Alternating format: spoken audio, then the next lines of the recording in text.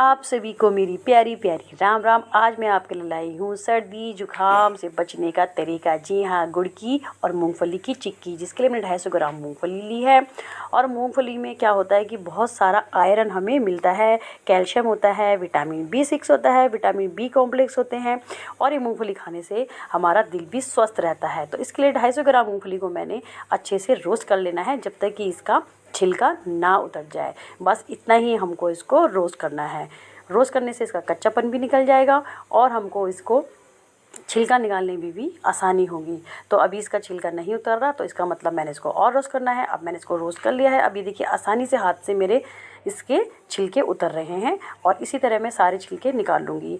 और एक easy method भी है, आप एक अच्छा सा कोई टॉवल बिछाइए साफ सा, उसके ऊपर इसको रखिए और आपस में इसको रगड़ दीजिए कपड़े को मूँगफली के साथ, तो सारे छिलके निकल जाएंगे। और एक छन्नी की सहायता से उस पर छान लीजिए, छिलके सारे नीचे चल जाएंगे और मूँगफली आपके पास आ जाएगी। और ये देखिए मूँगफली को आप हाथ से तोड़िए, चाहे इस तरह कटोरी रख के इसको क्रश कर दीजिए, ये 2 भागों में टूट जाएगी। ये देखिए इस तरह, ये इसका ईजी तरीका है। ये बहुत टेस्टी होती है।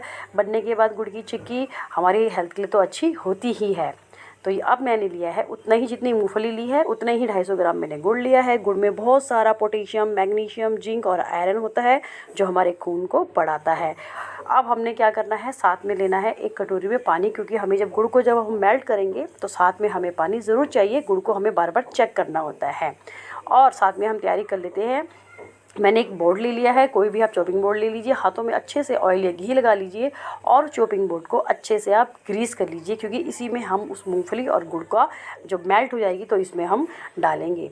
और एक बेलन को भी मैंने अच्छे से ग्रीस कर लिया है। ये काम आपको पहले ही करने हैं, एक तो पानी वाला काम साथ में जो रखना है और ये जो आपने ग्रीस करके रखना है, ठीक है। अब हम उसके बाद क्या करेंगे, एक भारी तले की कढ़ाई या एक अच्छा सा कोई पैन चढ़ाएंगे और उस पैन में हम डाल देंगे थोड़ा सा, मैंने 4 चम्मच के करीब डाला है पानी, ताकि जब हम गुड़ डालें वो गुड़ हमारा बिल्कुल भी जले नहीं, तले में ना लगे।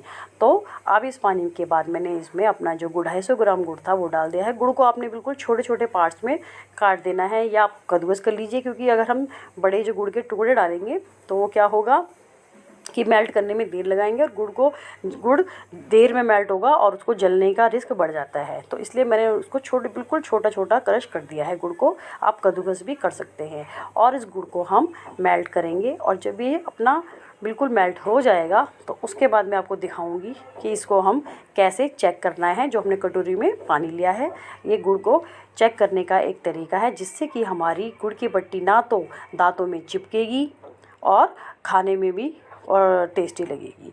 तो अभी हमारा गुड़ अच्छे से मेल्ट नहीं हुआ है, तो हमें बिल्कुल स्लो गैस पे इसको मेल्ट करना है। याद रखना, गैस की आंच बिल्कुल भी तेज़ नहीं करनी, बिल्कुल स्लो गैस पे ही आपको ये सारा काम करना है। और आपको ऐसा लगे कि गुड़ ज़्यादा हमारा जलने की उसमें आ गया तो गैस बंद भी कर लेना, क्योंकि वो अपनी हीट तो होगी अब कढ़ाई या पैन में। तो अब हम इसको इस स्टेज में, जब ये इस तरह पूरा मेल्ट हो गया तो एक बार हम चेक कर लेते हैं फर्स्ट टाइम। तो फर्स्ट टाइम जब मैंने गुड़ को चेक किया तो ये देखिए इस टाइम मैंने इसमें 2 ड्रॉप डाली। और ड्रॉप डालने के बाद ये देखिए अब मैं इसको हाथ में उठा रही हूँ तो ये क्या हो रहा है, ये भी पिघल रहा है। ये बिल्कुल, जब तक यह बिल्कुल टॉफ़ी की तरह नहीं बन जाता सख्त, तब तक हमने इसको पकाना है गुड़ को स्लो गैस में। तो ये पिघल रहा है, यानी कि अभी हमारा गुड़ नहीं पका है गुड़ की चिक्की के लिए। तो अब हम फिर से इसको चेक करेंगे। ये देखिए इसमें बबल्स आ रहे हैं, तो इस स्टेज में आपको फिर से एक बार इसको चेक करना पड़ेगा। तो इस स्टेज में आने के बाद जब इसमें बबल्स आ गए तो मैंने सेकंड टाइम इसको चेक किया है। तो ये देखिए बबल्स आने के बाद मैंने इसको सेकंड टाइम चेक किया है। मैं आपको दिखाती हूँ। ये देखिए इस तरह हमारा हो रहा है। अब ये फैल नहीं रहा है मेरे हाथों में। ये देखिए इस तरह की इसकी कंडीशन आ गई है। ये देखिए ये अभी भी थोड़ा सा हाथों में लग रहा है, पिघल सा रहा है, तो यानी कि अभी हमें थोड़ा सा गुड़ को और पकाने की ज़रूरत पड़ेगी। तो अब मैंने गुड़ को थोड़ी देर और पकाया है, लगभग 3 मिनट के करीब मैंने गुड़ को और पकाया और फिर मैंने इसको चेक किया है। गुड़ ने बिल्कुल कलर भी चेंज कर दिया है। और अब मैंने इसको फिर से चेक किया है ड्रॉप डाल के वही गुड़ की। तो ये देखिए अब ये टॉफ़ी की तरह लग रहा है मुझे, थोड़ा सा ये सख्त लग रहा है और ये सख्त हो गया है। ये देखिए इस तरह जब हम इसको तोड़ें तो इसमें से आवाज़ भी आनी चाहिए।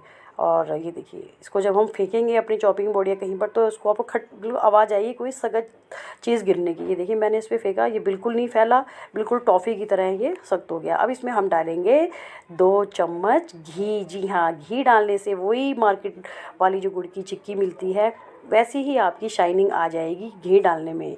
जब हम मार्केट से गुड़ की पट्टी लेते हैं या गुड़ की चिक्की लेते हैं तो उसमें क्या रहती है, शाइनिंग सी आई रहती है, वो इसी घी के कारण आती है। आप इसमें ऑयल भी डाल सकते हैं, 2 चम्मच रिफाइंड ऑयल, मैंने घी डाला है।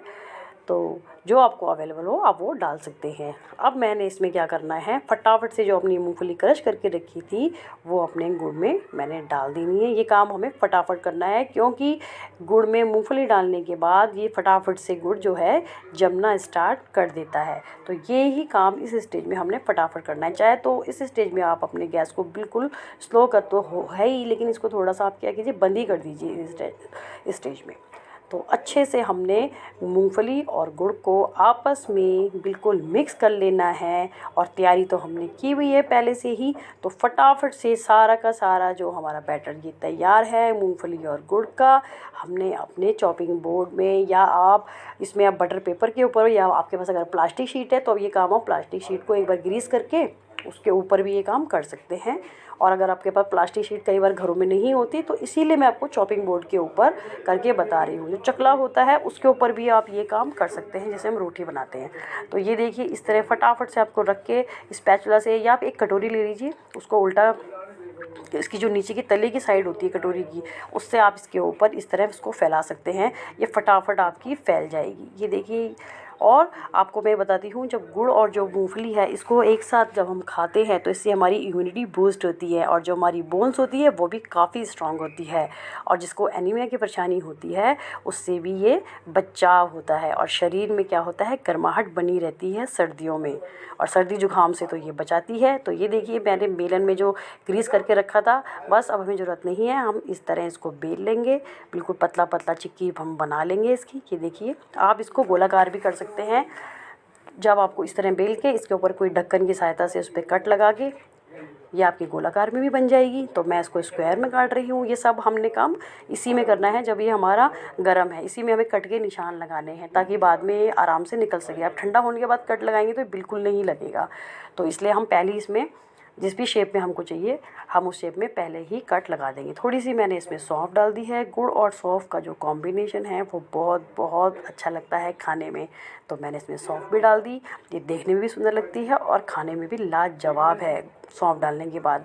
तो ये देख लिए मैंने क्या किया है, आपके बड़े स्केल से भी आप इसमें कट लगा सकते हैं।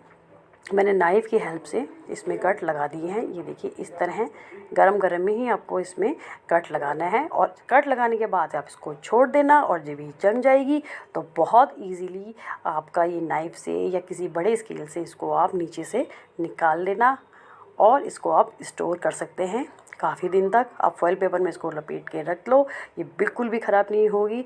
और इसको आप सफ़र में भी ले जा सकते हैं, हॉस्टल वगैरह में जो बच्चे रहते हैं वहाँ भी आप इनको बच्चों के खाने के लिए दे सकते हैं। रात को खाने के बाद मीठा खाने का जब मन होता है तो एक एक आप ये चिक्की खाइए, सेहत के लिए भी अच्छी है और ये टेस्ट के लिए भी बहुत अच्छी होती है। चॉकलेट के बदले यही बच्चों को खिलाइए। देखिए ये मैंने इस तरह कट लगा दिए हैं सब में, और बस उसके बाद मैं इसको छोड़ दूँगी कुछ देर के लिए, और फिर इसमें हम एक एक अपना इजीली हमारा पीस निकल जाएगा क्योंकि हमने ग्रीस कर लिया है। मैंने ये नाइफ़ को भी ग्रीस कर लिया था ताकि कट लगाने में मेरे को इजी पड़े। ये देख लीजिए, आप बड़े वाले नाइफ़ का भी यूज़ कर सकते हैं। ये हमारी अब हो गई है तैयार चिक्की। तो आपको ये मेरी बनाई हुई चिक्की, मैंने एक गोल शेप की भी बनाई है, आपको जो भी बीच में दिख रही है ये मैंने गोल शेप की भी बनाई है। तो आपको मेरी बनाई चिक्की कैसी लगी मुझे कमेंट करके ज़रूर बताना।